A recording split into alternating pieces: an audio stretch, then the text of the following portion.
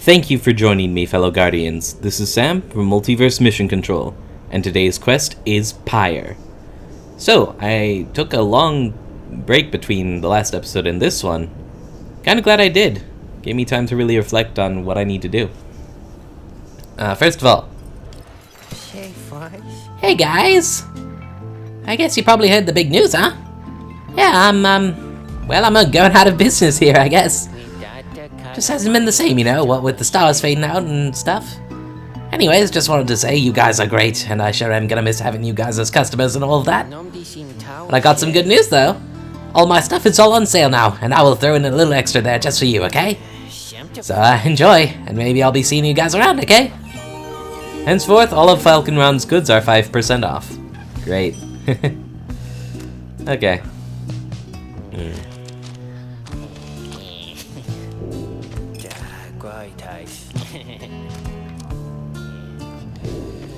I probably should just sell off all the talismans here, I mean, right? And get as many potions in as I can. Stardust isn't gonna help me at this point. I mean, unless Pamitha's needs upgraded, did it? Oh no, I already got everyone at 20. Okay, good. Well then. So Oralek at this point seems to be going a bit on autopilot, because Volfred and Tiza are already gone. So it's, but then he kind of was from the get-go, wasn't he? Because... Hold on. Okay, those aren't going to help me now. Those might have helped me before. Presents. Yeah. All these +4s. Those are what I'm looking at right now.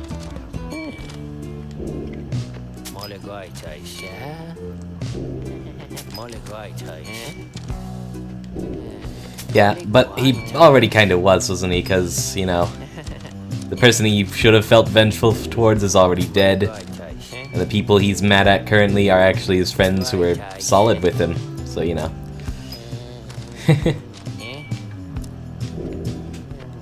Okay, but I've got max talismans on everyone.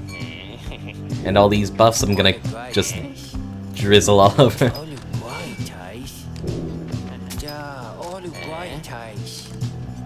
That's a good sign.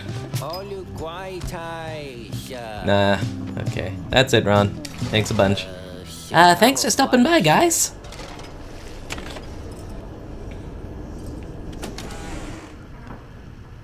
Sandra? First of all,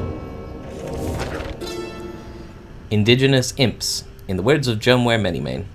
Special mention must be given to the downside's most prolific native creature, which we call the imp. With all respects to our comrade Haub, an imp himself, possessing of extraordinary intellect, most imps are driven by the simplest impulses, to eat, to drink, to procreate, to move, and to survive. These creatures then are symbols of this place. They are far more resilient than they seem, though wild by their nature they, like all of us, can learn. Haub insists that imps are willing to be put to work. Like other aspects of the downside, they wish more than to exist, but to exist with purpose. Cool. And then downside talismans. Survival often is conflated with the physical. When we think of survival, we assume the need to sustain our bodies, or improve our bodies. The strong survive. But, and take it from an alpha chief, there are different kinds of strength. The spirit is what drives us. By comparison, the body's impulses are weak. Here in the downside, faith is found in limited supply. Trinkets and mere baubles that would surely fetch a price in our homeland here are talismans. Seek talismans that mean something to you, and hold on to one that you hold dear. It shall reward you with reminders of your faith, your power, your potential. That is a nice message. Alright, let's sprinkle some potions around here. Okay. Let's see. Think you need some hope.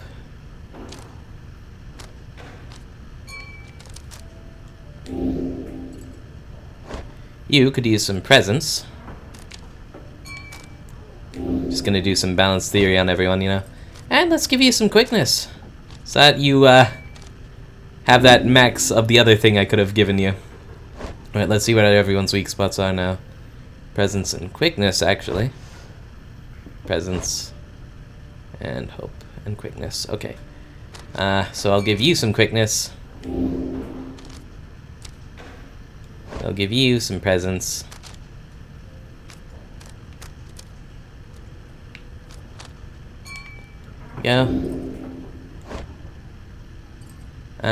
Presence or quickness. What have I got left?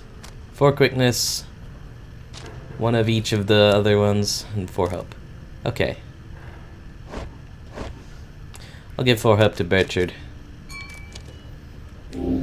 Good.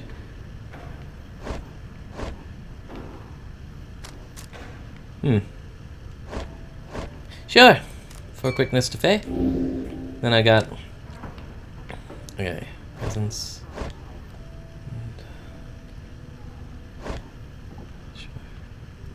Sure. Everyone's hope is doing much better at this point.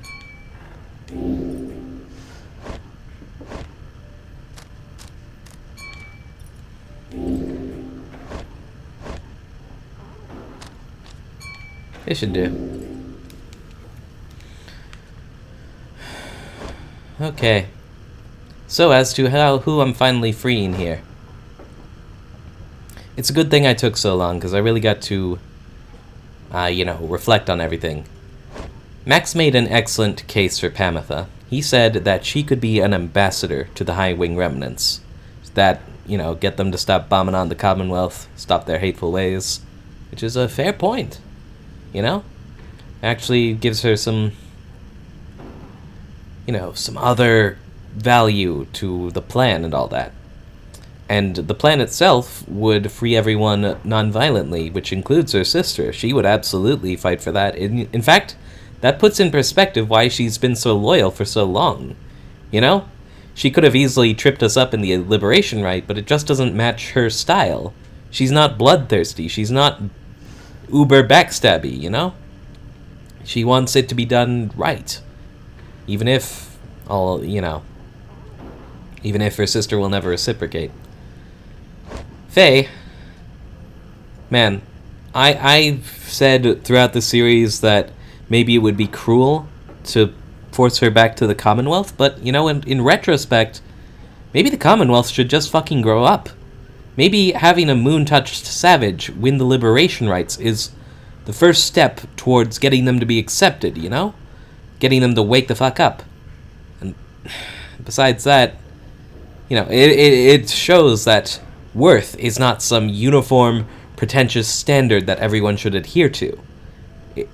Like her skills, her unique perspectives, her joie de vivre, that's what makes her worthwhile as a person, not the occasional, mental or social otherness.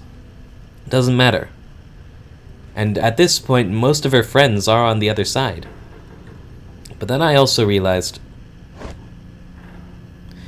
if I was going to free Sir Gilman for getting us through the Deathless Tempest, if I was going to free Tizo for working his little butt off and expecting nothing in return, if I was going to free Volfred for being good for the plan and Faye for being my MVP, then... right? Bertrand. She's been with us since... She made our hull seaworthy before she or Gilman even joined the party. She's working on an unrequited love that she is outwardly just kind of meh about, right? And she has been working on the plan since long before any of us were even involved. She went to the downside long before any of us, even before Volfred. And she has been my MVP, my badass mind-melting matriarch over here, so you know what? See you on the other side, Granny Gorgon. I do feel bad. I was always going to feel bad whoever I left behind, but if the plan works, then it won't matter. I'll still be with Faye to keep her company, and she'll be away from the nasty Commonwealth, and Pamitha, well, if she can hang with us, she can go find her sister, whatever. Whatever works. So Sandra, what did you have to say? Thank you for visiting on such short notice, Rita. I understand you have important matters to attend to.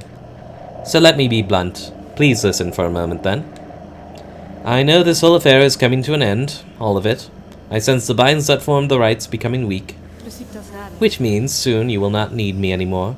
Not that you have needed me at any point, but still, my services will not be of any further use. I would love to tell you that this means I shall be free from my eternal prison. For some of my beyonders it shall be a release. My accomplices are bound by weaker words than those that have bound me. They shall fade away, I think, and finally rest. I, however, shall remain. She hesitates for a moment. Thus I have a proposition for you. I do not know where you shall go from here, but I ask you to take me there, wherever it shall be. By that I mean, take this stone prison of mine and keep it. Do not just leave it as all of your predecessors have. Each time their stay among the Nightwings reached an end. Soon the Beyonder Crystal shall serve no use at all except to keep me trapped. I am content to remain thus, for I have little choice, but I would prefer to do so in your company. For I do enjoy your company, Rita. This may not be much of a compliment, but I assure you that I much prefer your company to an eternity of solitude. I have no wish to see you gain in years, and to eventually decay whilst I remain unchanging. But I should rather have more years whilst having contact, even if those years are to be brief. They shall afford me many more in which I might think back upon our times. Nor do I expect you to accommodate my needs, for I am well aware I have my limits in accommodating yours. That is to say, I wish you to go forth after this night, and live your life however you see fit, for your own sake. May all this rights business enrich your coming days somehow. And, in considering that life after this night, if you think that there may be a place in it for me, however small, then, once again, I simply ask that you take me along. That way, should you ever wish to visit me again sometime, you could. And I would like to have that as an option more than not. My request here is a selfish one, for there is little I can offer in exchange, other than what little my companionship is worth. Perhaps I could lull you to sleep once in a while. Who knows? You could always try to sell the Beyonder Crystal for a reasonable sum somewhere, or something to that end. There must be someone out there with an interest in this thing. So then, you have heard my sad little proposition. What do you say? Of course. I'm not gonna confine you to hell. And if I find someone who can give you company when I'm long dead, then, you know, I'll try to make sure you're never alone. You did a dickish thing many centuries ago, but you have long since paid the price. No one deserves to suffer for as long as you have. Why not? Sandra has proved to be a kindred spirit. You would rather not part ways with her. You grasp the Beyonder Crystal and set it into the folds of your clothing. Sandra senses this and makes a sound as though surprised. Thank you, Rita. She is at a loss for a moment. Then, let us go then, from this place. Go and face your last remaining adversaries. May you crush them under heel, and achieve the outcome which you seek. I believe you shall prevail. She disappears into the stone for now. You took the Beyonder Crystal with you. Keep it with you. Cool. You know, that's so good. I was wondering what was going to happen to Sandra after this. Yeah. And this will be my last time in the Black Wagon, huh? Well then. Hi, cutie. May this all be worth it.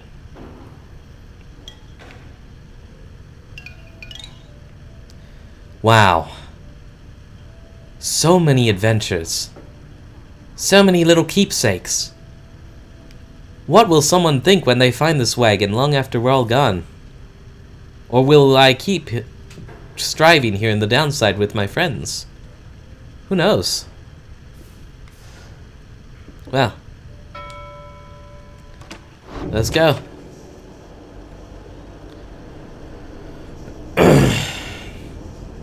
I've heard this one is tougher even than the fight against the Chastity, so I'm a little nervous. But even if I fail, the plan is at 93%. That's nothing to sneeze at. It could have changed any number of ways if I had lost any rights prior to this. Alright, Orlek, let's dance. You have gained the summit of Mount Elodiel for the 7th time. Very few stars remain above to light your way as you await the commencement of the final Liberation Rite. The lone minstrel finds you clutching the Book of Rites, seeking there, perhaps, some bit of wisdom that has eluded you thus far. Reader, we may not have a chance to speak again after this. I may have to go. I wish to say that I am grateful for having made your acquaintance, and I shall remember you with fondness. I wish you well, this night and always. Go forth with glory. You too. You are chill. You are chill and you are professional and, that is admirable. Plus, you provided us a song. Never should such simple pleasures be overlooked. Thanks, bruh. Then he looks up and extends his hand in friendship. You clasp it. You see Faye has joined you. All of your companions are with her, there, in fact. Oh, hi, Rita. The others, they said they wanted me to join them and come talk to you, so here I am. The scribes are watching us. Reading one. Thou art both wiser and less irritating than most others of thy kind. We have learned something from thee, and we are grateful. Yeah. Well, Rita, darling, what do you say we give those old scribes a real show to remember then, shall we? Oh, I forgot, that's the other thing about having the party arranged the way I do now. Like, it consists entirely of people who don't honestly seem to care if they go back or not, so, like, whoever I pick, no one gets offended, right? You look upon your fellow exiles, your companions, with whom you have withstood the downside, and with whom you shall now conduct this final rite. Begging your pardon, but my time has come. We shall see each other soon. He departs. After this night, the outcome of Volfred's plan, the plan of which you have all been a part, shall be decided, one way or another. For now, all you can do is strive to prevail against your final adversaries, so that one last companion may go free. You rise to join your fellow exiles as the last remaining stars ignite. The final liberation rite of this age shall now commence. Let us stand together.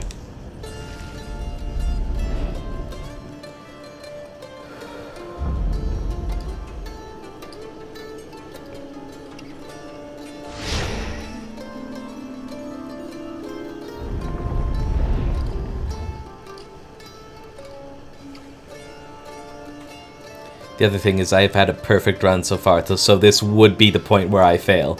It's like cosmologically possible, Look, for one last time, upon the fall of Solium, dear reader.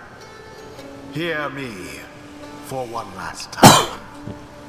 For soon, the few remaining stars shall fade away, leaving you stranded there for your remaining days. In that forsaken land where you deserve to be. The rabble that you roused here in the Commonwealth shall be put down. The exiles whom you liberated, all shall fall in line. But first, let us get on with this last Liberation Rite. You face none other than yourselves. Each so unlike the glorious Nightwings of yore. It is a shame that one of you shall soon be free, for you deserve each other. So no matter who wins at this point, you get pissed off. I can live with that. The pyres burn, and each of the triumvirates is present and prepared. But before the lone minstrel can concur as per the custom... Not another word! The demon Orlek slowly raises his clawed fingers to his mask. The false Nightwings have arrived at last. Long have I awaited this.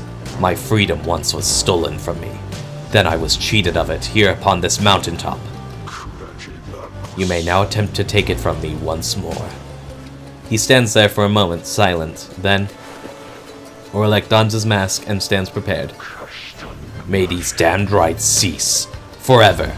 For the misery which they caused. Nightwings, we shall not meet again after tonight, for the cycle of the rites is all but ended. Thus I would have your decision. On whose behalf shall you conduct this final liberation rite? The one whom you anoint, or else the exile Orlek shall be returned. Godspeed, Rita. You know what is at stake better than I. I have utmost faith in you to make the best decision and conduct this rite with glory. Nightwings, the stars' remaining lights grow dim. Your decision, please. It is now time to choose who, if anyone among you, shall go free this one last time. The rest of you shall remain in the downside till the end of your days. One by one, you meet the gazes of each of your fellow exiles. Pamitha, Faye, Bertrude. Your fellow exiles, your companions, your friends. Together you have come this far, but now the downside and the rights conspire to tear your group apart and disrupt your plan. Are you prepared to choose this one last time? Yes, for there is no turning back. The fate of your friends and the Commonwealth may hinge on the decision you are about to make. No, the pressure is too great. It seems both cruel and unfair to have to make such a decision. Is there no other way? Well, yes, it is, but there's no turning back. Let's go. With but a glance, you reassure your fellow exiles that you know what to do. One final opportunity for salvation. Roster bio updated, cool. And everyone is anointable at this point, as it should be. Yo.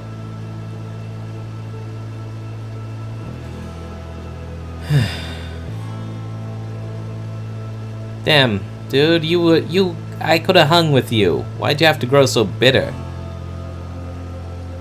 Alright, let's see. More damage. More rushing. Stunning when jumping. He can fling the orb to banish.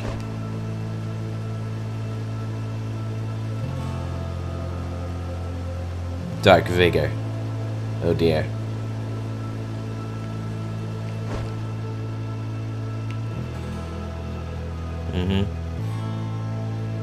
Oh dear.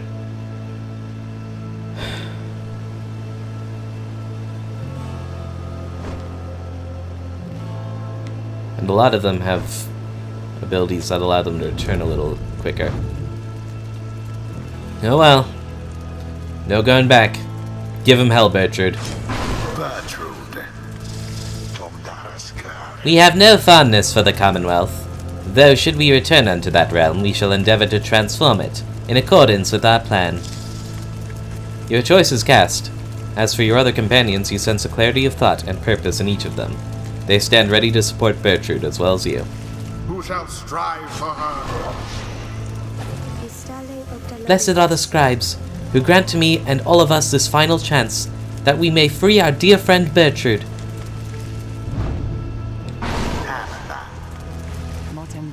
Wouldn't have wanted to sit this one out, that's for sure, reader darling. Alright. Those are to be my adversaries, then. And who is it, I wonder, who asserts their will over that group? You sense Orlek searching for you, almost reaching out to you. You, the shadow of the false Nightwings. They are nothing to me, but you who would relinquish your own liberty for sake of them? Strange. It is fitting, then, that I should have to face one such as you. Then Orlek stands at the ready, signaling for his two allies to do the same. By light of dawn, the cycle of the rites shall cease. Let us see if we can finish this ordeal before that time. The sky above begins to shudder. The final Liberation Rite is about to commence.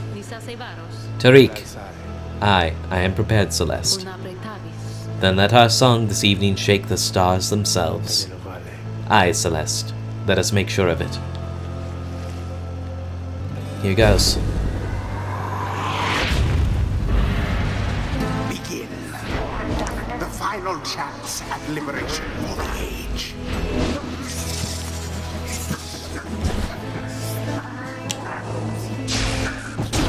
Boom.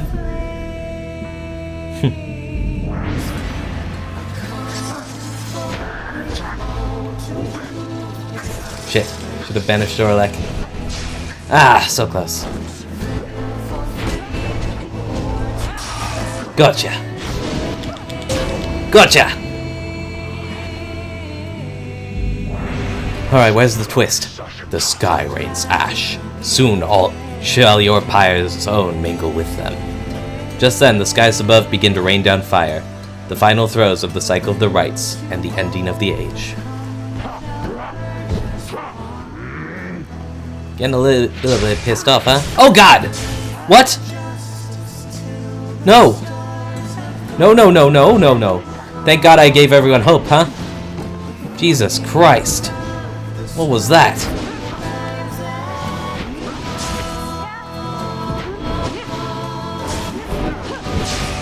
Gotcha. Aha!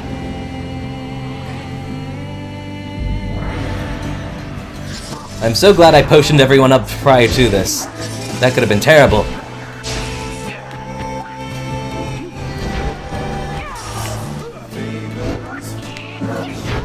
Thank you. Shit.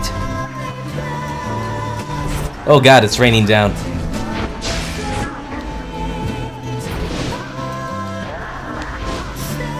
Get dunked.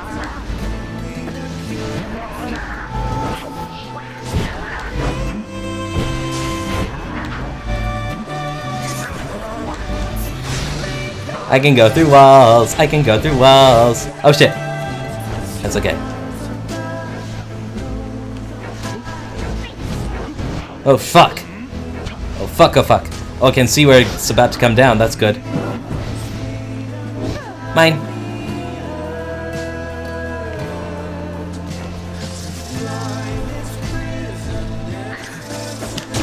Boom! Sucker. So the false Nightwings bear their fangs at last. You haven't touched us yet. But that cannot be your finest effort. You think you deserve your freedom more than I? Then fight for it, damn you! As you wish. Oh shit. That's alright. Bouncies. Oh fuck.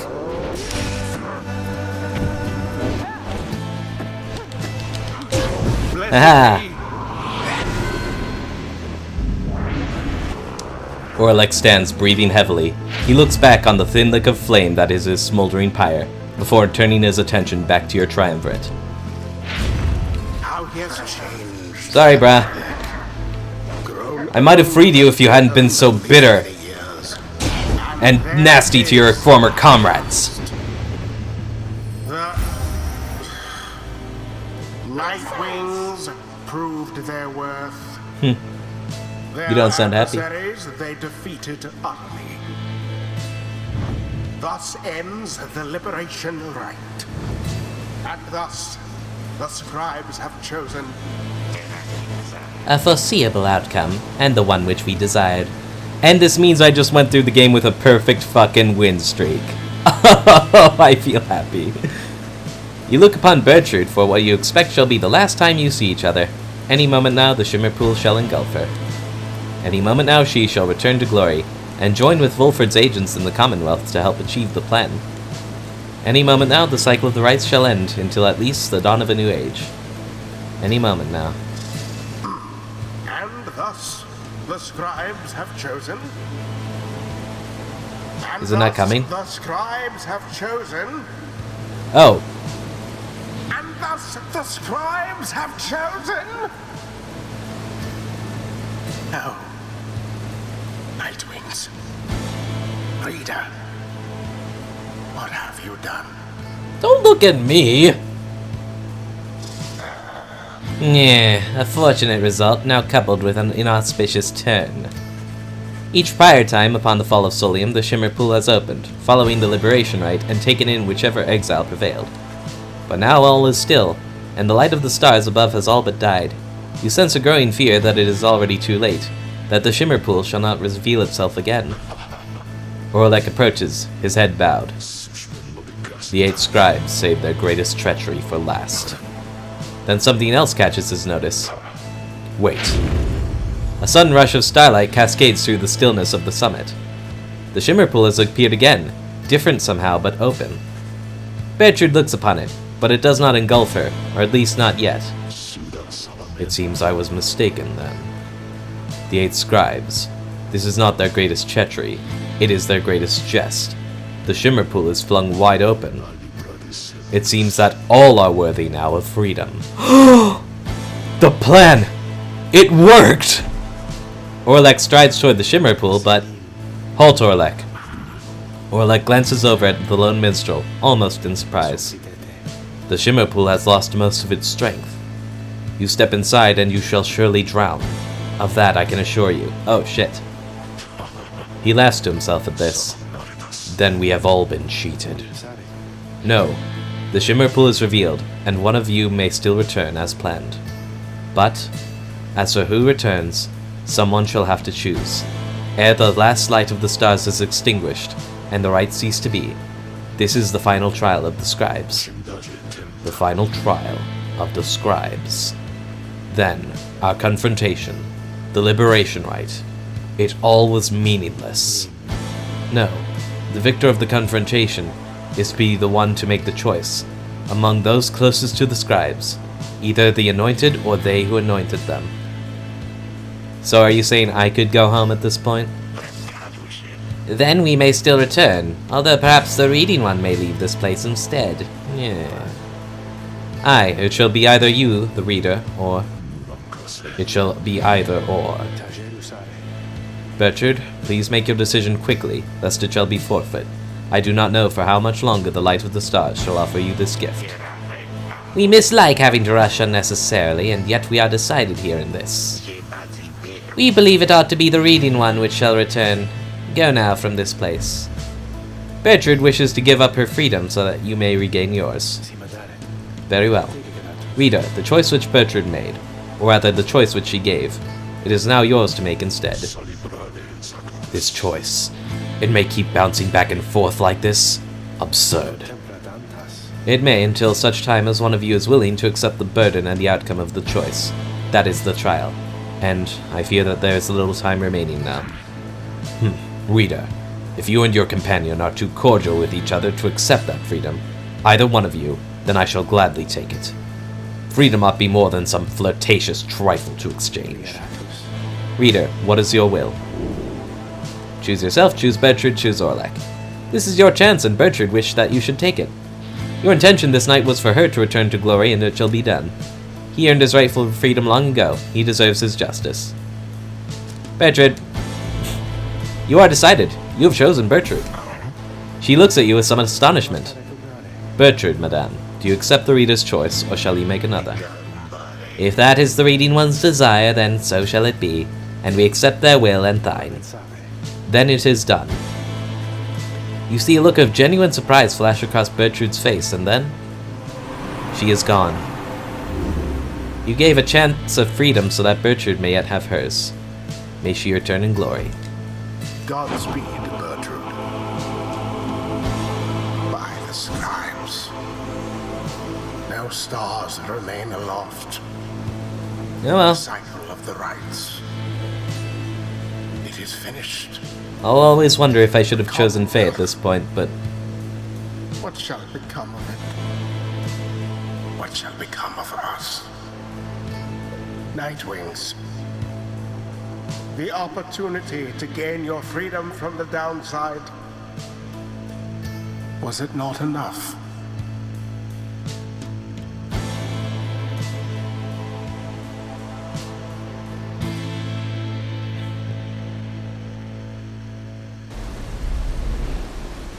Please let her get through. Don't just clip it off before she can make it.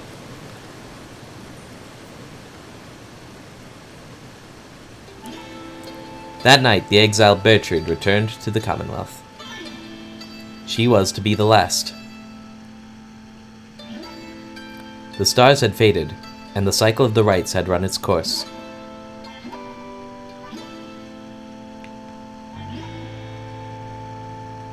Do I need to hit X? Okay. She found the Commonwealth in great upheaval. Spurred by the efforts of 6 liberated exiles, Volfred Sandalwood's revolutionary plan had incited the masses. These exiles and the starless sky portended the return of the scribes.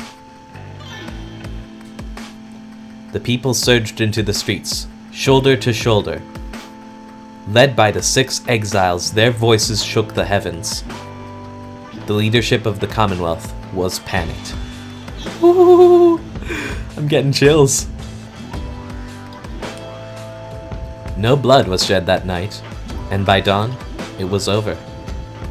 The leaders of the Commonwealth had cast themselves back into exile, or joined in this new cause. Thus, in its 838th year, the Commonwealth had fallen. Oh my god! We did it! We fucking did it, man! The new Sarian Union declared its sovereignty in the next year. Among the changes its elected leaders ushered in, they vowed never to cast their people into exile, and they abolished the old Commonwealth decree forbidding literacy. Yes! People get to read again! Sarian Union. Today, we still remember all of this. And we remember the exiles of the downside, whose deeds led to the dawning of our age, whether they returned or not. So it's not even known if we got out. Oh dear. Whoa. I get to select everybody? Okay. Fine. Hedwyn, how you doing? After his liberation, Hedwyn was instrumental in the events leading to the fall of the Commonwealth, and was vital to the outcome of the plan. The peaceful outcome of the Scribe's Return was the Scribe's Return. Inspired by the liberated exiles, the people of the Commonwealth demanded new leadership. Cast yourselves down! Cast yourselves down! Chant from the Scribe's Return. One of them was the underlying ambition of the plan itself. Another was Hedwyn's visibility among the people in the streets. Identified to be a liberated exile, he was believed to be Golgolothanian reborn. More importantly, however, was that one of the winged harps of the High-Wing remnants accompanied him. She was later identified as Fikani Shang. That's who you were trying to get back to. A harp for whom Hedwyn cared deeply. You deserted because you didn't want to kill her. Oh. God, I wish I learned more of your story beforehand. Their bond was symbolic of what was at stake that night, and proved vital to the peace that followed. So you were the ambassador. That works. In all his days as leader in the Sarian Union, our nation, formed in 839 AS after the fall of the Commonwealth, one day we all may stand shoulder to shoulder with a common cause, Volfred Sandalwood. Hedwyn often confided in his friend, Jodariel. Despite her intense manner, there was no one whom he trusted more in times when circumspection was required. Hedwyn would often think back about the vow he made at the beginning of his quest for freedom. Although he cherished all the friendships he had made, he had pledged to Jodariel, Rookie Greentail, and the Reader of the Nightwings. You are an exile. Yet now a revered title in the Sarian Union. Oh yeah. That they might all be free again together. He had broken that vow, for in the end, not all of them were able to return. A terrible guilt over this darkened his mood for a time. However, the others whom he still knew lifted his spirits, much like he had often lifted theirs. All of the Nightwings knew the stakes. While the others who stood with the Nightwings were not all able to remain in contact thus, Hedwyn thought of each of them often, and so in turn did they oft think of him. Oh, they disappear when I learn of them. I should alternate between, my team and the others. Dalbert. As the cycle of the rites drew to a close, it grew evident that a chance at freedom from the downside had forever slipped from Dalbert and Almer Oldhard's grasp. Thus, they and the exiles of the Fate returned to Jomware Valley. There they struggled to get by, as the exiles of the downside tend to do. Sometime after the rites had ended, the Old Hearts at last heard the news that the Commonwealth had fallen. This was well after the fact, of course, but it brought old Dalbert great joy. Despite his forthright manner, he had no love for the nation that cast him down, along with his son. Dalbert Oldheart passed peacefully in his sleep before the next new moon. In his final days, he implored his son to undertake a pilgrimage to the scribes. Almer never shared his father's view of the scribes, but respected Dalbert's wishes, and so after a period of mourning, Almer began a new journey. one day during his travels, he ran almost headlong into another exile, after paying homage at the Spring of Jomware. He was stunned to find that this was none other than the one he knew as Faye, from their days as adversaries in the Rites. Faye was overjoyed to see him, though Almer was unable to bring himself to understand why. Eventually, of course, he did, and they remained together, growing ever more accustomed to their new lives in the downside. Not a day went by that Almer Oldheart did not think about his father, and give thanks to him, and speak to him at morning and at night. Would that the stars yet shone, for surely Dalberts would be there among them, smiling down at his son, and watching over him and his kin. Aww. On that note, Faye! Long after the rites had ended, Faye admitted that she knew well before the fact that she would not be going home again. At least she had a very strong feeling. She ended up not minding very much because she had little return to return to in the Commonwealth. Her sense of home had changed. She took to wandering from one celestial landmark to the next, ever paying homage to the 8 scribes, whom she believed had influenced all that transpired. She was no stranger to traveling alone, but was always happy to have company. Through it all, she would wonder how her little friend Tizo had fared. While they were divided now by a great distance, he always remained in her heart. Though they could not see each other any longer, Faye often thought about Jodariel, and spoke to her as though she were there. Faye tried never to make a decision without first consulting her idea of what Miss Jodariel might say. Whenever she felt genuine doubt, which was not very often, she sought out the reader of the Nightwings. If there was anyone whom she trusted as much as the scribes, it was them. Oh, and I'm actually here, so hey. One day she encountered one of her former adversaries, one called Almer Oldheart, who had served the Fate. She remembered him much more than he did her, though only just at first. Their shared experience in the Rites and their different points of view about the scribes formed the basis of what grew to be a long-lasting relationship. Opposites attract, huh? Faye always was devoted to her faith, but more so to her friends. Her gentle manner and unwavering conviction often helped them brave life in the downside, both with courage and with grace.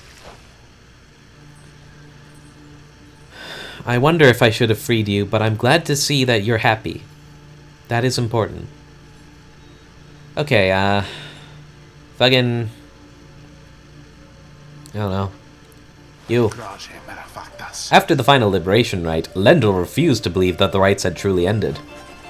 He would sit through night after consecutive night staring into the blackness of the sky, awaiting any kind of sign that he might gain another chance at freedom. No such sign ever came. His fellow accusers started to express concern for him. Survival had become their top priority once liberty had slipped from their grasp. But Lendl dismissed them as weak fools. He insisted rather forcefully that any evening now the stars would shine for him again, and mark the way toward his inevitable freedom. He was, of course, mistaken. The others in his triumvirate were left with little choice but to abandon him. After that, the exile known as Lendl the Liar was never seen again. However, there have been sightings of a bedraggled demon who wanders the downside and bears Lendl's cruel countenance, suggesting he yet lives. Right, because everyone turns into demons eventually. Okay, I guess we'll do Pamitha and Tamitha as a pair then. After the rites ended, Pamitha Thane parted ways with the other Nightwings, stating that she needed time alone. She reappeared sometime after the fall of the Commonwealth, although she expressed mild surprise at the news. She claimed to have no knowledge of what went on, including what role the High-Wing remnants had in the events that reshaped the world on the other side. For her part, Pamitha feigned little interest, making the point that they were stuck, and what happened elsewhere had little to do with them now. One day, while traveling to Black Basin, Pamitha ran into her blood sister, Tamitha, for the first time since the conclusion of the rites.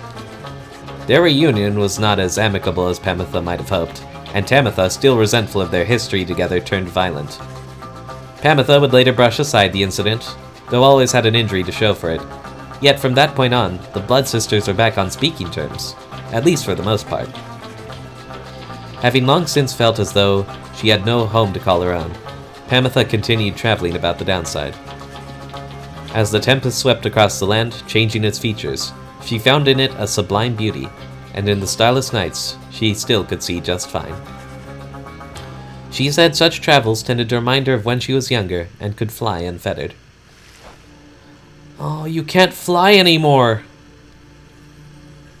Maybe I should have freed you. But you seem happy, at least. And you and your sister are on speaking terms. Kind of. Throughout her exile, Tamitha Thane was motivated by a single goal, to return to the Commonwealth and exact vengeance on her ancient enemies. When she realized the rites had ended, and that she would never see her mountain home again, she nonetheless remained determined to aid her people however possible. She had gathered certain information pertaining to the intentions of the Nightwings, who had formed a pact to regroup on the other side after their liberation. Other such reports exposed certain weaknesses in the Commonwealth defenses, and revealed to the Highwing remnants the opportunity for a risky, but potentially impactful strike. As Tamitha could not participate in the assault, she learned what happened well after the outcome. On that night, known as the Scribe's Return, the Commonwealth had fallen. The Highwing remnants thus prevailed, at last, without even having to fight. Soon after the fall of the Commonwealth, Tamitha encountered her blood sister, Pamitha, come to pay her a visit. Pamitha had hoped their people's victory on the other side would be cause for reconciliation. Tamitha was skeptical of her intentions, however, and lashed out at her. Pamitha made no attempt to elude the attack and was struck full on. This cost Pamitha the use of her right wing. Shit! Yet after she recovered, she shrugged the incident aside, and said maybe they would call it even now. From that point on, the blood sisters kept a formal distance, but were cordial with each other. Knowing that the conflict on the other side had ended, Tamitha retreated to the crags of Black Basin and grew ever more distant. Those closest to her surmised that her inability to reconcile with her blood sister was at the heart of this, though for her part, Tamitha never once admitted to any such weakness. I wonder how your relationship might have changed if I had freed one and not the other, or freed both of you. Sorry, I need a moment. I have a bit of a cold today, so I had to do some maintenance on my vocal pipes, because I expect I'll be talking a lot, you know. Little tissue, little drink, all that good stuff. Okay, let's do Rookie and, fucking Barker. That's his name. Yeah. After Rookie Greentail earned back his freedom, he returned to a lavish welcome ceremony in the Commonwealth, as was the tendency for liberated exiles. It was everything he could have hoped for, and soon he was well off, surrounded by luxury, and choosing between various exciting opportunities. However, he must have given in to his better judgment, as he did end up siding with Volfred Sandalwood's revolutionary forces as was promised. On the night of the Scribe's return, Greentail was there with the others, inspiring the masses. He never looked prouder, the very image of Jomware Manymane himself. When dawn finally came, it became clear that the Commonwealth that everybody knew would be no more. He realized many new opportunities awaited. He began quite a lucrative career for himself, manufacturing and selling replica merchandise inspired by the downside. His main struggle was to meet demand. An aspect of his conscience cautioned him against making light of such a thing, but the money was too good, and soon his family was as well off as he always said. Good for you, buddy. He also kept in close touch with Gilman, ever the perfect practice partner. They would train together often, taking care to stay in tip-top shape as much as possible throughout the years. Greentail always did his best to keep in touch with all his many friends, and knew that he owed his fortunes to them. He made a special point of staying close with the group of friends he came to know so well during his time with the Nightwings, wherever they were. They shared a special understanding that put even Greentail at a loss for words sometimes. Aw, buddy, I'm so happy for you. You know what? The thing about the decisions I made is that everyone who wanted to get back is back, and the people who are left don't seem to mind. I'm so happy for that. Barker Ashpaws never had much interest in returning to the Commonwealth, for he always found its bylaws to be stifling, so when the rites ended he did not care, at first. He soon grew very bored. The rites had given his life a certain sense of structure he had always needed. He missed the raw anticipation of it all. He decided to continue conducting the rites for the thrill of it. He bent some of the rules and replaced some of the objects, but it was close enough. His packmates, the Dissidents, proved more than happy to participate, and thus they ran against each other back in Jomware Valley. Gradually, other exiles familiar with the rites, as well as those who had not heard of it at all, started to take an interest. They ended up giving Barker Ashpaw some healthy competition. His old feud with Rookie Greentail ceased meaning anything to him, and he forgot all about it amid his new pursuits. Ultimately, even Barker Ashpaws, who had led such a directionless existence to that point, found something of a calling through the rites. Whether he took the rites less seriously than any other exile of his time or more was oft debated by those who watched him work. Oh, that's cool. Good on you, buddy. I wonder if Lendl ever heard of that. The rites! You hear? You see? See, I told you they're going back on! We heard about Gilman, so hey. When the worm Gilman returned to the Commonwealth, he believed that he had regained something even more important than his freedom. His honor. Gilman relinquished his knighthood, and declined an opportunity to serve as captain on the Blood Border. He was not interested in fighting any longer.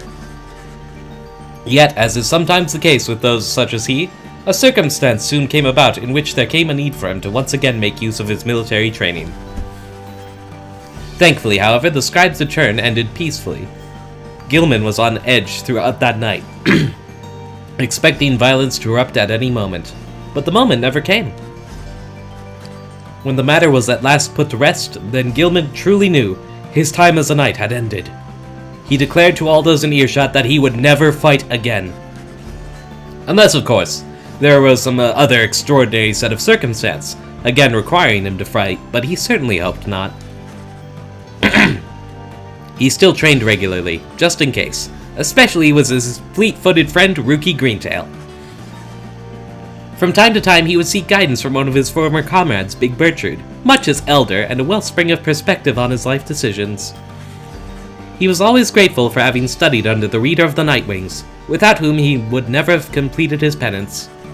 Because of this, and perhaps because they were on opposite sides of the world now, Gilman dedicated his life to them.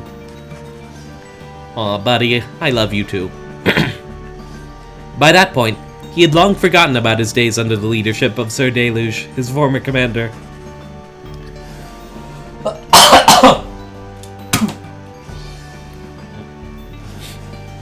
Breaking free of his abusive leadership was his first step towards gaining a bit of self-respect. Gilman never did return to his homeland of the Sea Dominion, and was content to lead a monastic life on a small residence in the hills. It was just high up enough to make him keep striving to conquer his fear of heights. Other than that, an intense daily training regimen, and the occasional visit from an old companion was more than enough to keep him optimistic and engaged. He knew by then that honor was not something to be won, but a contract with oneself, to be renewed each day. Aw, buddy, I'm so goddamn happy for you right now.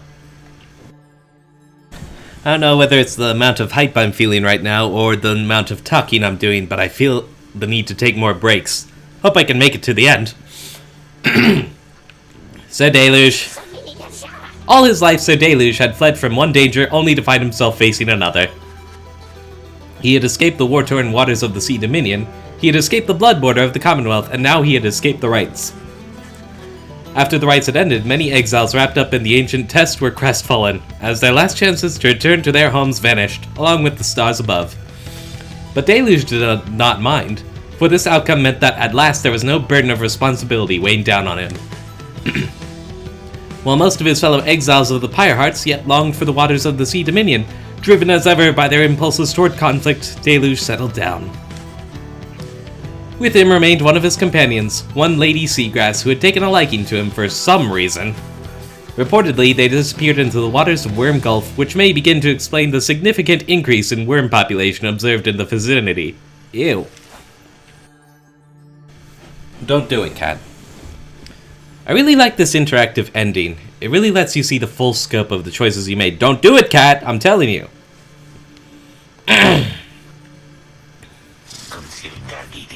After returning to the Commonwealth, the crow known as Big Bertrude promptly returned to her wet climate of her ancestral home in the southern bogs. There, for a time, it appeared that she had distanced herself from any involvement with society, or with the plan of which she was a part. We know now that she worked diligently toward the goals outlined by Sandalwood, yet well outside the notice of even those who watched her movements closely.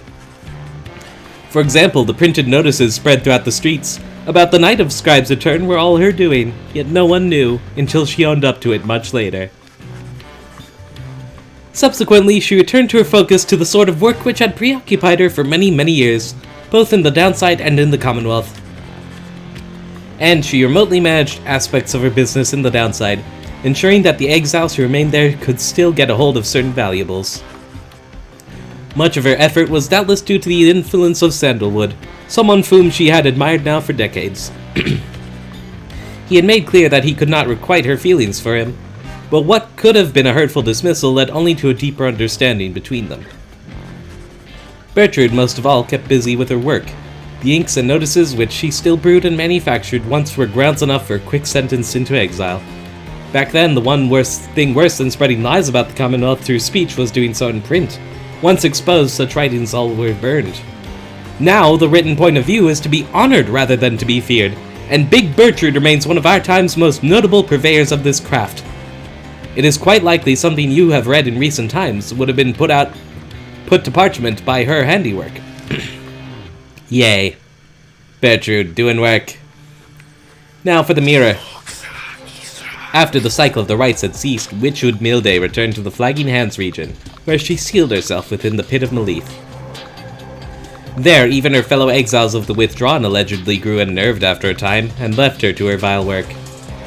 Sometime later, the Pit of Malith erupted into flame. So intense was the conflagration that it could be seen all the way from Jomware Valley. Arson was suspected, though the cause was never verified, and many bog dwellers in the region were forced to flee. A tempest blowing from the north finally quenched the flames. When at last the ashes settled, and the grounds had cooled, the site of the fire was scarred beyond recognition. No trace of Witchwood Milday could be found. As for the contents of the Pit of Malith, which notably included a profane object thought to be the remains of Islak, all of it was gone as well. Back in the Saurian Union, Milde's repeated threats of the return of Islak were thoroughly investigated, and no credence was found to any of her claims. Well, you can take that one of two ways. Either all our efforts came to naught, or we might have to deal with that. Oh well. Okay, Volfred was mentioned last. When Volfred Sandalwood regained his freedom, he knew that his work had only just begun. The nation that had exiled him to a life in the downside now prepared to honor him, but he was not interested in such ceremony, nor in freedom or on the Commonwealth's own terms. He soon rejoined his agents, with whom he had been coordinating for years, slowly, carefully preparing for a night that soon would come. For Sandalwood and his loyalists and sympathizers, true freedom was at stake. Not just theirs, but that of everyone living under the Commonwealth. He hoped to gather liberated exiles representing each of the 8 largest ethnic groups composing the population of the Commonwealth. They would stand together as a vision of the 8 scribes returned, inspiring the masses to embrace an older set of values from before the Commonwealth had tightened its grip. With the rites having ended sooner than expected, this optimal scenario became impossible, but Sandalwood did not relent, and prepared to execute his plan, imperfect though it was. On the night of Scribe's return, he stood as one of 6 former exiles of the Nightwings, and their voices echoed together through the streets. These former exiles, who ought to have disappeared into the ranks of the Commonwealth's own leadership, now stood united with its people, who poured from their homes in solidarity. It was imperative to Sandalwood that this stand against the Commonwealth be peaceful in its nature. An overwhelming show of popular support would be more than enough. Ensuring that this was his priority that night, and in the end the result was self-evident. The plan's goal had been achieved. Sandalwood's work was far from over, still. He labored ceaselessly with representatives from across this population to restore a sense of stability. This transitional period had its troubles, though none that were not quickly resolved. Such was the will and spirit of the people. They understood their freedom carried new responsibility. After the Saurian Union was born the next year, Sandalwood was elected as the nation's first prime minister. It was not his intent to run for this office, but the people chose him anyway. He led our fledgling nation through its nascent years. One of his allies in all this was the imp Tizo, with whom he traveled all across the downside. Sandalwood often cited Tizo as the wellspring of his own enthusiasm for a brighter future. Such was the creature's spirit. As Volfred Sandalwood gained more fame throughout this land for all his sacrifices and his contributions, he remained ever steadfast about 2 things. The first was that the cause itself ought to remain in focus, the freedom that the people had achieved. It was a gift to be cherished. a set of values that needed to be nurtured. The second point he made was that he himself had little to do with the outcome. He would often praise the exiles of the Nightwings who had stood with him, each in turn by name. He never forgot any of them. One day, on his birthday, the people of the Saurian Union presented to him a monument depicting him and the Nightwings, as imagined in their prime. It has since ensured that those of us with memories more fallible than that of Sandalwood likewise remember the achievements of his fellow former exiles and our cause. Oh. I'm crying. I'm crying a little bit. Alright, you never got back. Eat dicks. When Manly Tinderstaff realized the rites had ended and that he could no longer return to the Commonwealth through this ancient means, he was outraged. He cursed the scribes, spewing forth such a slew of blasphemy as to be very unbecoming of one of his high status and bearing. When at last he calmed himself, he focused all his energies on attempting to find another means of homecoming. He maintained regular contact with his wealthy family on the other side by a messenger imp, and used their vast resources to explore other means of escape. He tried using an elaborate pulley system. He attempted to retrofit a flying black wagon with superior propulsion. He tried an impraft, a hot air balloon, even prayer. Nothing worked. There was only one way to escape the downside, and now it was gone. Tinderstaff bankrupted his family in these vain attempts. At last, such was his shame that he retreated to the teeming woods of Black Basin to Cinderroot. There he yet wallows, complaining to his comrades of the chastity who still put up with him, either about his own misfortune or the latest news from the other side. A fitting end. Tizo! The imp called Tizo was the first of his kind to achieve liberty through the rites. While he was not the only imp trained in the ways of the scribes, imps are native to the downside and thus care not for traveling abroad. This made them useful to triumvirates.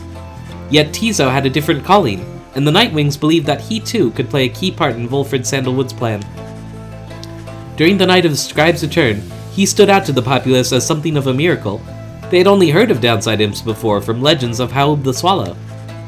Afterwards, he became something of an icon, representing both the fall of the Commonwealth and the beginning of a new era. Sandalwood sometimes calls for his assistance, and Tizo was always happy to oblige. The two often would reminisce about their times with the Lone Minstrel. Tizo often missed his interactions with the reader of the Nightwings. They had quickly built quite a rapport back in the downside. And Tizo would often express wistful gratitude for all his times conducting the rites alongside the Nightwings, who made such sacrifices for him. Other than that, Tizo was diligent about his role as something of a living artifact, and helped interpret for the messenger imps that relayed news to and from the downside. Despite having gained significant celebrity, he never let it go to his head. Although he did take full advantage of his access to the Saurian Union's fishing industry. Oh, buddy. I miss you too. I'm crying a little bit. Once it became clear to Ignarius that the rites were drawing to a close, he knew that it was time for him and the Tempers to call it quits. But first, he and the Tempers decided to celebrate, and that they did for many, many nights. The revelry did eventually subside. The exiles parted amicably and went their separate ways. He roamed the downside then, searching for some meaning in his life, sometimes taking odd jobs requiring his brute strength. He never remained alone for very long, and took on many lovers in his time. However, he sometimes thought about the one he had called Curlyhorns, and what became of her. Though his glory days as the most powerful conductor of the rites had long since passed, he always enjoyed the fearsome reputation he had cultivated at that time. Well, speaking of Curlyhorns, after Liberation, Jodariel soon became an icon of the movement that led to the collapse of the Commonwealth and the rise of the Saurian Union. Her horns and stern countenance inspired the people to believe that she was Solimer reborn. She became a great, if reluctant, leader. In the uncertain times that followed, Jodariel's seasoned expertise often came into play both in matters of security and of state. For instance, she conscripted and trained a team of volunteers in public safety. The community did not know what to make of such a cordial bunch at first, but soon came to value their service. It was her children, right? They have stood for the people ever since, and we celebrate their founding day each year. She remained close with Hedwyn, all through this experience, and they supported each other through their struggles many, many times. She often had to stop herself from fearing for Faye, whom she had tried to look after as much as possible in the downside. Soon she would reassure herself that Faye was very capable of surviving on her own, and in fact, she was not mistaken. She continued training on her own, a regimen that grew stricter with each passing year. There were those who sought to train with her, and she sometimes obliged. There remained one other constant in her life. She would always remember her days among the Nightwings, and with fondness for the most part.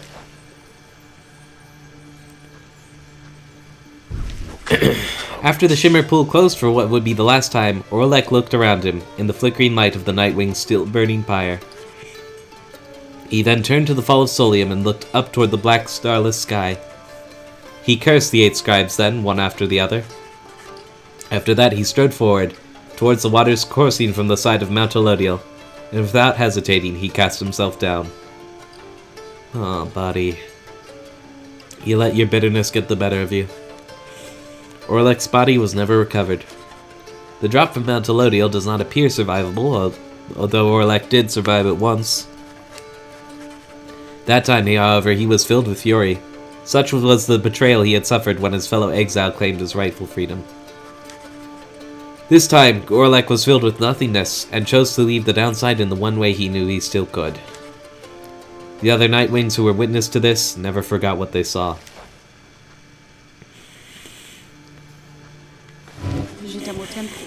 After the cycle of the Rite ceased turning, records of what happened to the Black Wagon of the Nightwings became inconclusive and contradictory.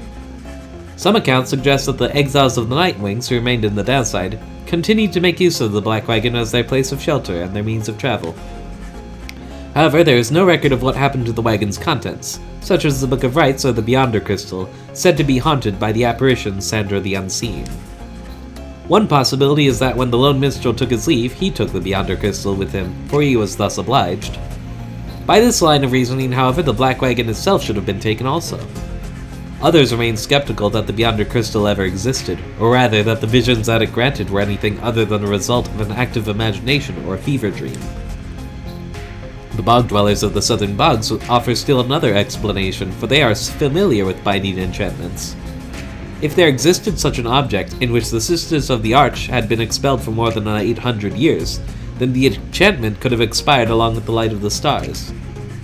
What this would have meant for Sandra and the Beyonders is difficult to say for certain, other than it may have meant that they were finally released. Nevertheless, the fates of Sandra and the Beyonder Crystal still remain unknown.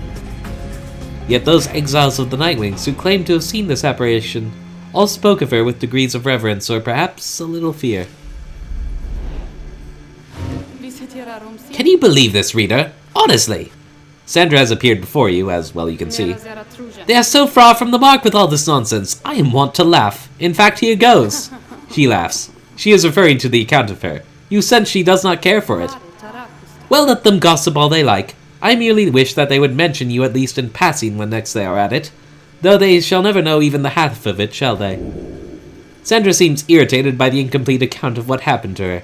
Reassure her, humor her, remain silent. The account was relatively flattering despite a lack of detail. It could have been worse. Perhaps making some light of the situation will make Sandra feel better. Sometimes Sandra just needs a little time to vent. She values that you listen. Yeah, I'll remain silent on this one. You let Sandra have her moment. Soon the flash of anger passes and she is back to her usual self. It is no matter, I suppose, though they ought to have mentioned you at least. And there is nothing you can say that shall convince me otherwise. Anyway, let us keep going, lovely reader. We know the truth of it. That is what matters. She fades into the Beyonder Crystal for now, and you tuck it away safe. Am I just, like, viewing the future right now? It's a good question. Hey, Ron. With the rights drawn to a close, the Slug Market's revenues fell precipitously, and Falcon Ron was forced to liquidate his assets and close up shop. Yet, as is sometimes the case with those of an entrepreneurial leaning, this time of hardship led to an epiphany, or at least a sudden change of fortune. One day, Falcon Ron had a messenger run in with a messenger imp bearing news from the other side. Ron gave it to one of his remaining trinkets which could not be sold. Gave to it one of his remaining trinkets. Okay. The following week, the messenger imp returned to him bearing a tidy sum of wealth in newly minted coinage from the Saurian Union. Falcon Run cut a long-term deal with the messenger imp then and there. Though his trade remained a grey area from a legal standpoint in the Saurian Union, the newfound fame of the downside caused Falcon Run's goods to explode in popularity. He later signed an elaborate Greentail with Big Bertrude's and founded a distribution partner on the other side through Rookie Greentail, whose own business had expanded. Especially in the Saurian Union, Falcon Run's goods are still known for their superior quality, though he assumes no liability for any side effects. You scum. Alright, it's just you two left, I guess. After the cycle of the rites ceased turning, the lone minstrel bade the remaining Nightwings take the Black Wagon and seek their fortunes elsewhere in the downside. Their parting was heartfelt, but brief. He remained there at the summit of Mount Elodial with Celeste, where the two of them would chronicle the final outcome of the cycle. Neither Tariq nor Celeste were ever seen again. We know all this now through the song attributed to them. Some claim these songs originated in the taverns of the Saurian Union and merely were imbued with weight of folklore. However, exiles liberated from the downside corroborated each other's claims at having met this duo that presided over the Liberation Rites. Another folktale suggests these minstrels were heralds of the scribes. Having fulfilled their obligations, they departed the world we know and rejoined their patrons. One of their famous songs describes another simpler outcome, that the two gave up their duties to the rites in favor of a life that they could share together.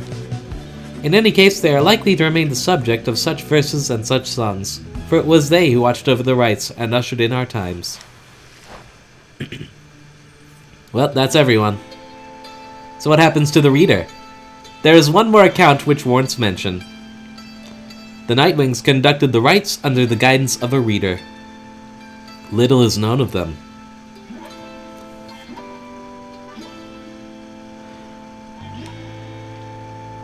However, some accounts of them begin to paint a picture. We know they were of common birth, always directionless and prone to misremembering at times. I mean, I don't actually know what the Commonwealth is like, so can't blame me on that. The journey to the downside left them close to death. It was then that the Nightwings found them. They brought them from the brink. They showed them the path.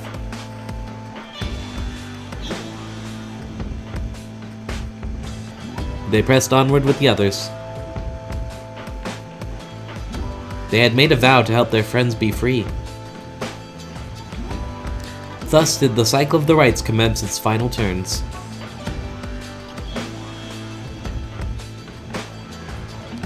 When the final rite arrived, the reader's freedom was at stake.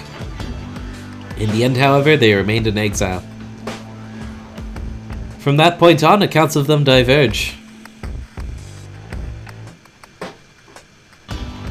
It is said that the voice which troubled them, they never heard again. Thank God! Some say they helped improve the lives of other downside exiles. Though whether that is true, only they know.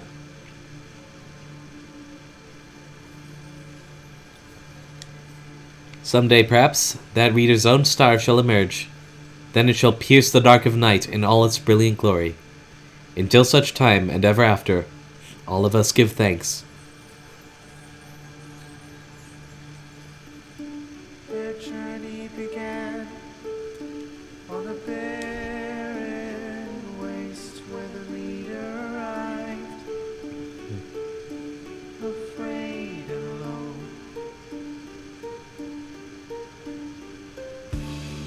When they arrived, the book of rites awakened the Nightwings and ignited the flame. They follow the stars, bound together, strands in our brain till the end. We sing of the last of the Nightwings who, having broken the cycle, shall live on in song.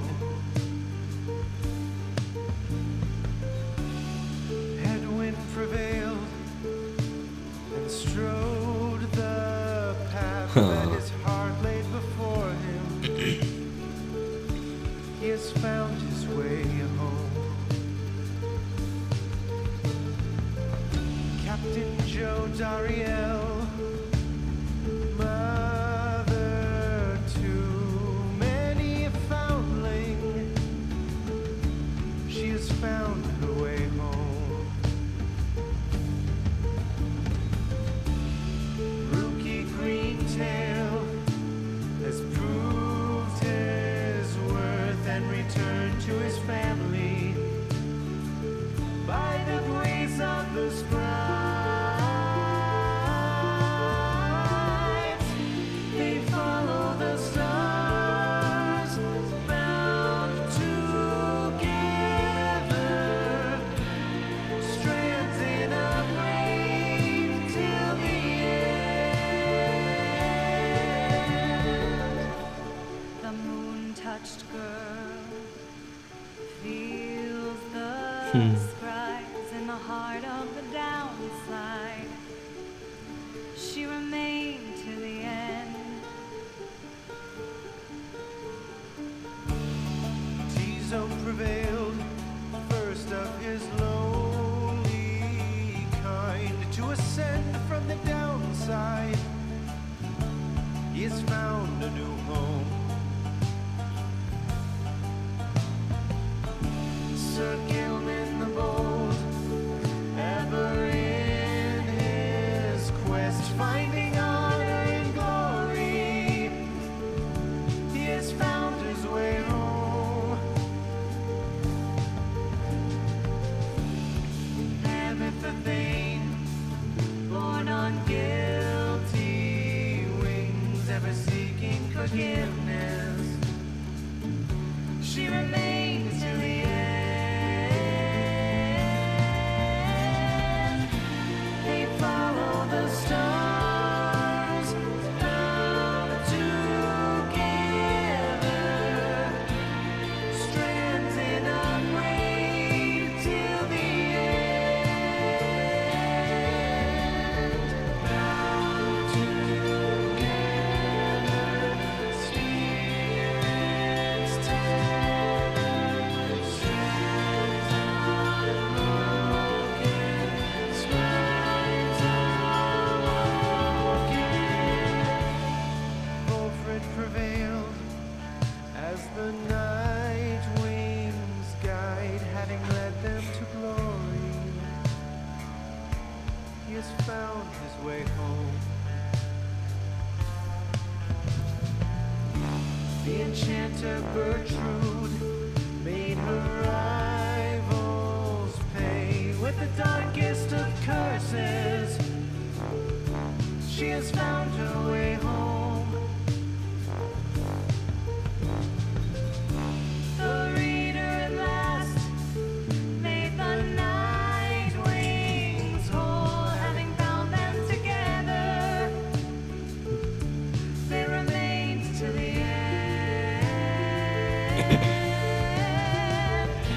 They follow the stars, bound together, strands in a braid till the end. They follow the stars, bound together, strands in a braid till the end. Now at the end, as we bid farewell and return to the stars, we shall find our way home.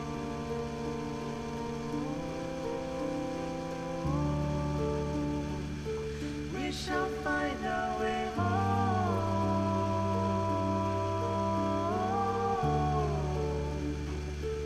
We shall find My our friends. way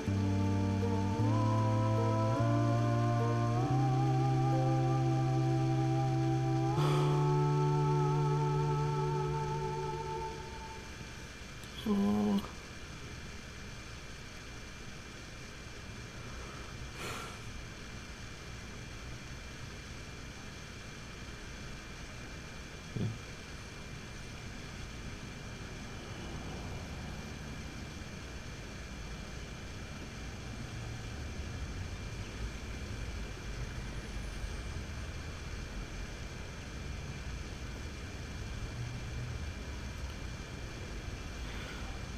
and people can read again.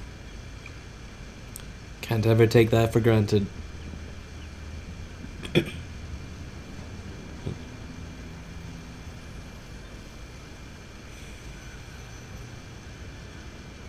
The end.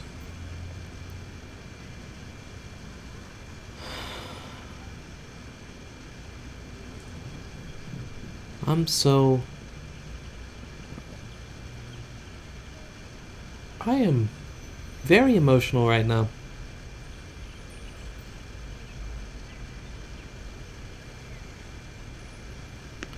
I wonder if I can... Nope, okay. So, final assessment of the game?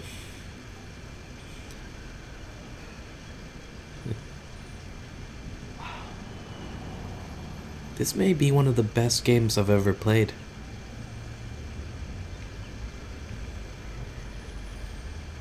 I mean that legit.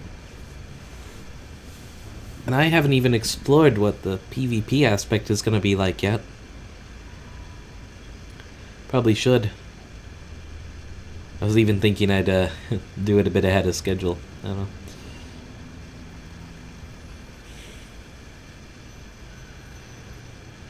Volfred's plan succeeded. We stood together. We did it peacefully. We changed the world.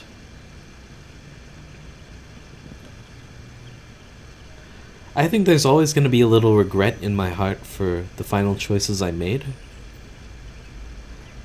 I mean, how can you not regret leaving someone? But I think that's like the best it could have been.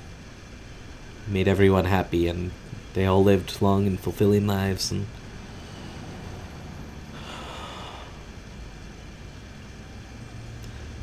And this is just one of many outcomes that could have happened. If I had lost any rights, if I had chosen to free other people, it could have been so radically different. Oh my god, I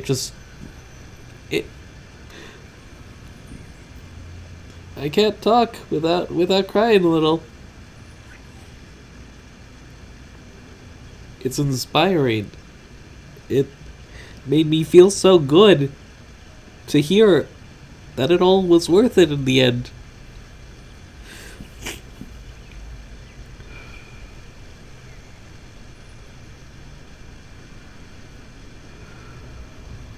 To hear the Saurian Union so living up to the ideals that I want to see in the world.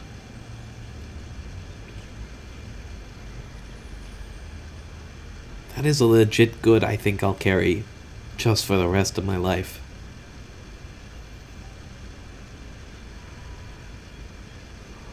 And it's a world I just want to see more of. I want to...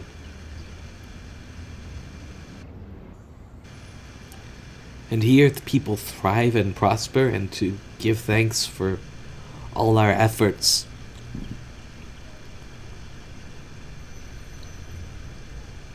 To hear all my friends are leading long and happy lives,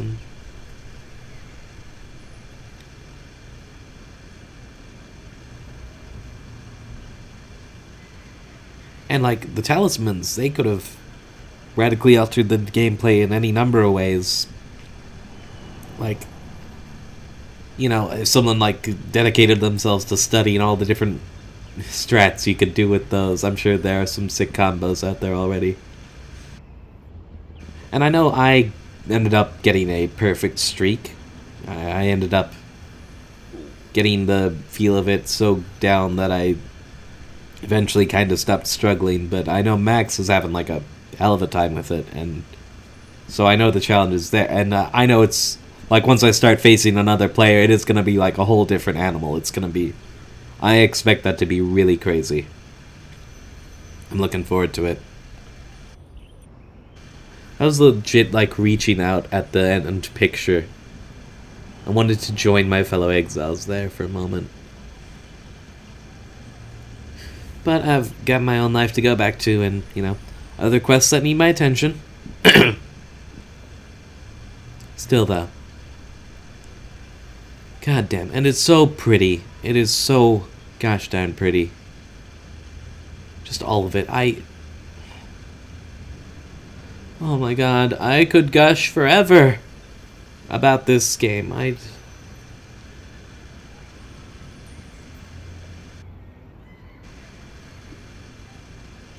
even that song at the end could have changed so much, depending on who got out or not. Well, many of the Nightwings are still palling around with each other. That's good to see.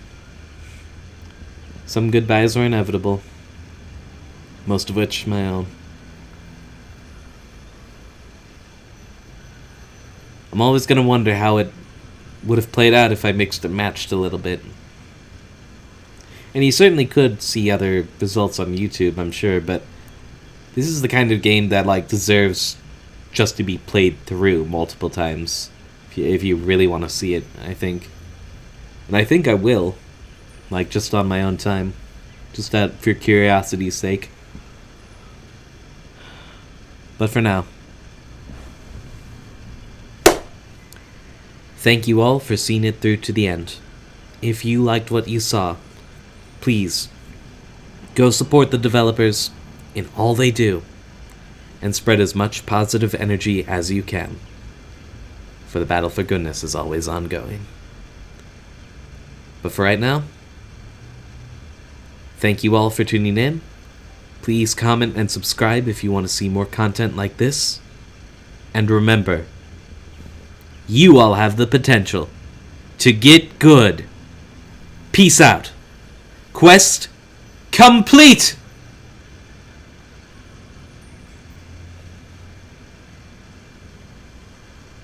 Bye-bye.